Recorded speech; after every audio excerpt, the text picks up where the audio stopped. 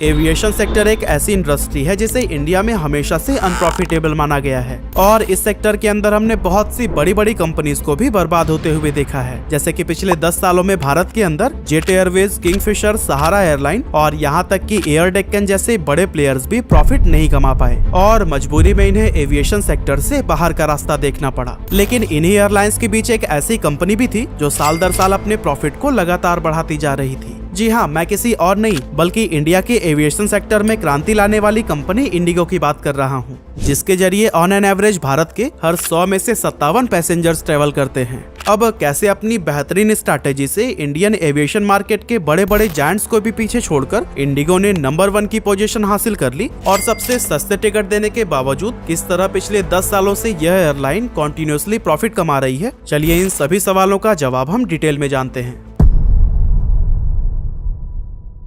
तो दोस्तों 2006 में इंडिगो एयरलाइंस को शुरू किया था राहुल भाटिया और राकेश गंगवाल ने। जब ये दोनों फाउंडर्स ने इंडियन एविएशन स्पेस में एंटर किया था तब मार्केट में एयर इंडिया, डेक्कन और जेट एयरवेज की तरह कई बड़े बड़े जायंट्स पहले से ही मौजूद थे। अब इन एयरलाइंस का इंडिया के आसमान में तो बड़ा कब्जा दिखाई देता था, लेकिन असल में ये कंपनीज लगातार लॉसेस फेस कर रही थी। वैसे तो इंडिगो एयरलाइन को 2004 में ही लाइसेंस मिल गया था, लेकिन बाकी कंपनीज के लॉसेस को देखकर इनके फाउंडर्स इस सेक्टर में आगे बढ़ने से घबरा रहे थे और यही वजह है कि 2 सालों तक काफी डीप स्ट्रैटेजी बनाने के बाद फाइनली 4 अगस्त 2006 को इंडिगो ने अपनी पहली उड़ान भरी। अब शुरुआत के कुछ साल बाकी एयरलाइंस की तरह इंडिगो को भी नुकसान झेलना पड़ा, जहां 2006-07 में 200 करोड़ रुपए तो वहीं 2007-08 में 234 करोड़ रुपए डूब गए। पर इनकी प्लानिंग इतनी जबरदस्त थी कि 2008 के बाद अचानक इंडिगो प्रॉफिट कमाने लगी, क्योंकि जहां इस टाइम सभी एयरलाइंस डूब रही थी वहीं इंडिगो को 2009 में 82 करोड़ रुपए तो 2010 में 484 करोड़ रुपए का प्रॉफिट हुआ।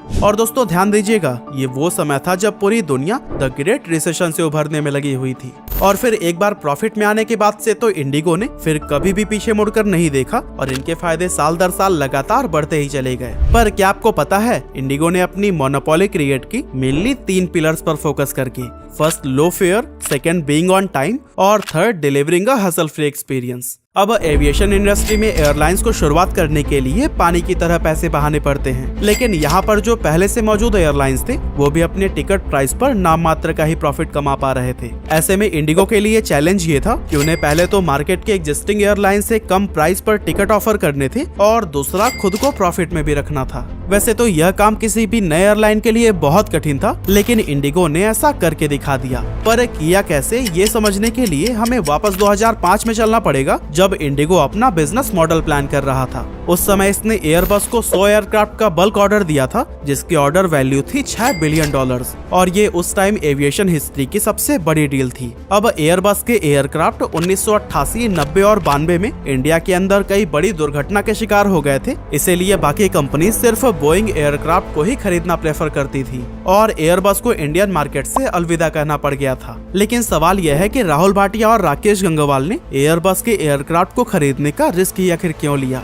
एक्चुअली दोस्तों, इसके पीछे भी बहुत सोची समझी चाल थी। असल में अपने एयरक्राफ्ट्स की सारी प्रॉब्लम्स पर काम करके उसे फिक्स करने के बाद एयरबस इंडियन मार्केट में री एंटर करने का एक गोल्डन चांस तलाश रहा था। ऐसे में जब उसे इंडिया से 100 एयरक्राफ्ट का बल्क ऑर्डर मिला तो उसने उस ऑर्डर पर एक बहुत बड़ा डिस्काउंट भी दिया और कुछ रिपोर्ट्स का तो कहना है कि ये डिस्काउंट 50% तक था। अब इससे आप अंदाजा लगा ही सकते हैं कि इंडिगो को कितना ज्यादा प्रॉफिट हुआ होगा। लेकिन फाउंडर्स का प्लान सिर्फ सस्ते प्राइस पर एयरक्राफ्ट को खरीदकर उन्हें आसमान की सैर कराना नहीं था, बल्कि उन्होंने इससे बहुत आगे की सोच कर रखी थी और अपने इसी प्लान पर अमल करते हुए इन्होंने sale and lease back strategy को अपनाया। यानी कि इंडिगो ने पहले आधे दाम पर एयरक्राफ्ट खरीदे और फिर उसे करंट मार्केट प्राइस के अकॉर्डिंग 20 या 30% के प्रॉफिट के साथ एक aircraft leasing company BOC aviation को बेच दिया। अब इस स्ट्रेटेजी से उन्होंने एयरक्राफ्ट को खरीदने में लगने वाला कॉस्ट भी रिकवर कर लिया, साथ ही 20 से 30% का प्रॉफिट भी कमा लिया। और दोस्तों, जैसा कि इंडिगो के फाउंडर्स पहले से ही जानते थे कि एविएशन इंडस्ट्री एक बेहद रिस्की फील्ड है और पहले ही बहुत सारी एयरलाइंस यहाँ अपने लॉसेस को रिकवर करने में लगी हुई हैं। इसीलिए इन एयरक्राफ्ट्स को बेचने से सबसे बड़ा फायदा ये हुआ कि किसी भी मुश्किल समय में सरवाइव करने के लिए कंपनी ने खुद को पहले से ही प्रिपेयर कर लिया था। लेकिन सवाल यह है कि जब सारे एयरक्राफ्ट बेच ही दिए तो फिर उड़ान कैसे भरेंगे एयरक्राफ्ट को लीज पर लेकर? जी हाँ, आपने बिल्कुल सही सुना। इंडिगो ने वापस उसी लीजिंग कंपनी BOC से ही 5 से 8 साल के लिए कुछ एयरक्राफ्ट लीज पर ले लिए और इस सबसे फायदा ये हुआ कि एक बार में ही सारे एयरक्राफ्ट बेचकर उन्होंने काफी सारे पैसे सेव कर लिए और फिर धीरे धीरे अपने प्रॉफिट का कुछ हिस्सा लीजिंग कंपनी को देकर आराम से अपना बिजनेस ऑपरेट करने लगे। अब आप में से काफी सारे लोगों के मन में ये सवाल आएगा कि किंगफिशर भी तो लीज पर ही एयरक्राफ्ट को लेता था, फिर उसने प्रॉफिट क्यों नहीं कमाया? असल में इसकी वजह थी उसकी सर्विसेज। किंगफिशर लोगों को एक लग्जरी ट्रेवलिंग एक्सपीरियंस ऑफर करने पर फोकस कर रहा था, जिस वजह से उसे प्लेन के अंदर फूड, एंटरटेनमेंट सिस्टम और कई तरह की चीजें भी कैरी करनी पड़ती थी और इसकी वजह से प्लेन का फ्यूल कॉस्ट बढ़ जाता था। साथ ही लग्जरी चीजों को प्रोवाइड करने में भी काफी खर्च होते थे। ऐसे में न चाहकर भी कंपनी को टिकट का प्राइस बढ़ाना ही पड़ता था। अब इंडिया एक ऐसा देश है जहाँ लोगों को लग्जरी चीजें तो बहुत पसंद आती है, लेकिन उसके लिए एक बड़ा अमाउंट पे करना उन्हें बिल्कुल नहीं भाता।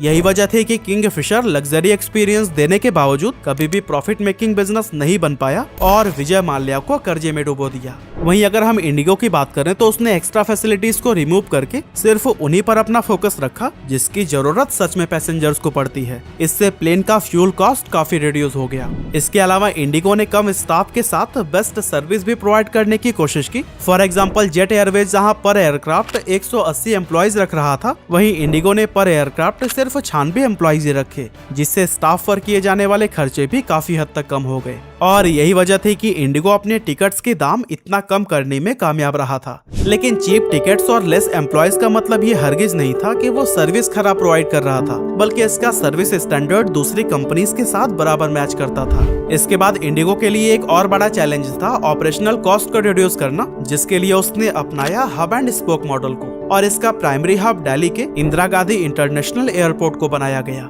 यानी कि इंडिगो को मुंबई से श्रीनगर के लिए लंबी उड़ान भरनी हो या फिर जयपुर से लखनऊ के लिए छोटी उड़ान, सबसे पहले वो अपने सारे पैसेंजर्स को दिल्ली एयरपोर्ट पर लेकर आएगा और फिर यहाँ से अलग अलग प्लेन्स के जरिए अपने पैसेंजर्स को उनके डेस्टिनेशन तक पहुँचाएगा। और दोस्तों, इस स्ट्रैटेजी से इंडिगो कम से कम प्लेन की मदद से अपने पैसेंजर्स को डेस्टिनेशन तक पहुँचाता है और इससे उनका काफी सारा फ्यूल भी बच जाता है।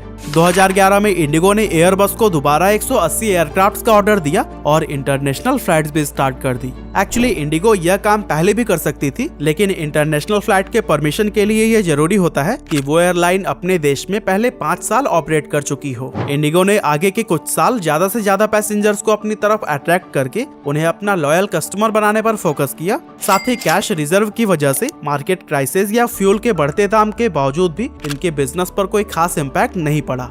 इसके अलावा इंडिगो की एक और स्ट्रेटेजी बहुत कमाल की है और वो ये है कि इनके पास जितने भी एयरक्राफ्ट्स हैं वो सेम मॉडल के हैं, जबकि बाकी सभी एयरलाइन अलग अलग सर्विसेज देने के लिए अलग अलग मॉडल्स के एयरक्राफ्ट का यूज करती हैं। अब शुरुआत के उस दौर में एयरक्राफ्ट सेम होने का फायदा ये हुआ कि उन्हें अलग अलग प्लेन्स के लिए अलग अलग स्टाफ की ट्रेनिंग या हायरिंग नहीं करनी पड़ी। इन्हें संभालना आसान था और मेंटेनेंस कॉस्ट भी काफी लो हो गया। इस तरह कम कॉस्ट में on time and hassle free experience provide करके इंडिगो इंडियन एविएशन मार्केट का लीडर बन गया।